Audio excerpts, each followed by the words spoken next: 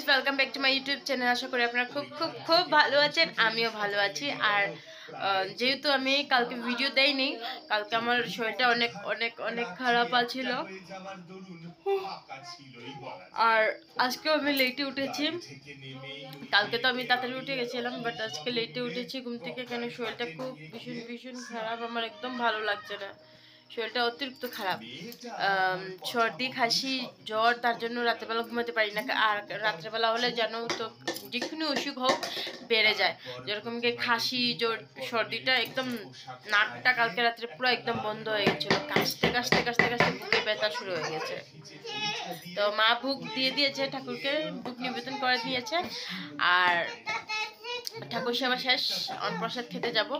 তো চলুন আমার সঙ্গে থাকবেন আজকে সারাদিনটা। আর এই যে দুষ্টু, এই দুষ্টুটা সারাটা দিন ঘুম থেকে উঠে যাবে তাড়াতাড়ি, উঠেই বলবে ও মা, মা তুমি কি করছো, মা কি করছো। আর চিরুনি দিয়ে মানুষের চুল আঁচড়ায়। ও চুল আঁচড়ায় না, ও কার্পেট গোছাবে, ও ওইখানে চিপাতে ঢুকাবে, ওইগুলা দিয়ে ওইটা কাম করে।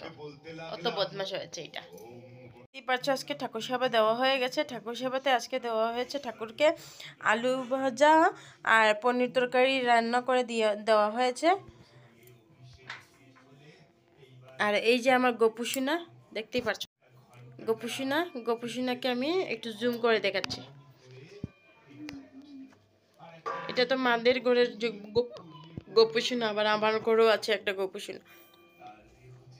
তো আমি পাস্তা খেতে বসে গেলাম। এটা বানিয়েছে মাসি পাস্তা, আর আমি একদিন বানিয়েছিলাম। আর আজকের পাস্তাটা আমি এটা চামচে উঠিয়ে দেখে এলাম যে আমি পাস্তাটা খাচ্ছি।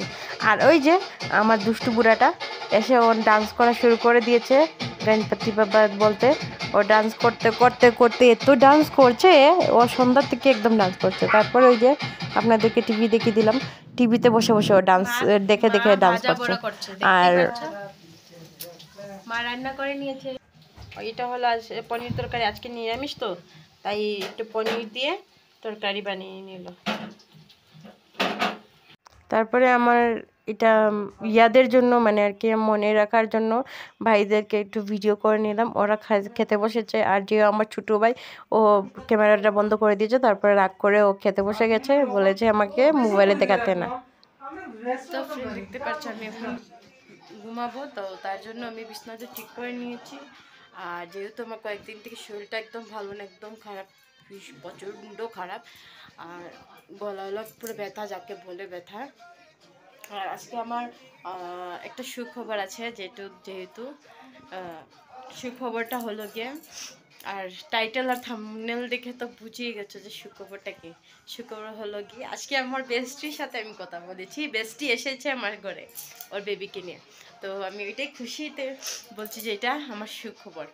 আর আমার বেস্টিকে আমি বহুত দিন পরে, জাস্ট যে ক্যামেরাতে আমি উঠাতে পারিনি, যেহেতু আমি উঠাবো, ও এসেছে। আমি শিলংয়ে এসেছি শুনে ও আমার সঙ্গে দেখা করতে এসেছে, এতটুকুই, আর কিছু লাগে না। এতটুকুই খুশি আমি। কেন কি আমরা যে সময় বিয়ের আগে কি করতাম, একসঙ্গে খেতাম, উঠতাম, বসতাম, বহুত কিছু একসঙ্গে করতাম। ওকে ছাড়া আমার চলতো না, আমাকে ছাড়া ওর চলতো না যেহেতু। আর ও আরেকটা খুশির খবর আছে, ও আমার ফার্স্ট সাবস্ক্রাইবার। রিয়েলি ও আমার ফার্স্ট সাবস্ক্রাইবার। তার জন্য ওকে আমি থ্যাংক ইউ সো মাচ বলবো। আর আজকে ওর জন্যই আমি এতটুকু সাকসেস পেয়েছি ইউটিউবেই, যেহেতু আমার ওয়াচ টাইমও বাড়ছে আর সাবস্ক্রাইবারও বাড়ছে। খালি এতটুকু, মানে ওর জন্যই একমাত্র। ও আমাকে ফুললি সাপোর্ট করেছে, ওর জন্য আমি বহুত হ্যাপি, বহুত happy. Thank you so much Priyanka, my বেস্টি।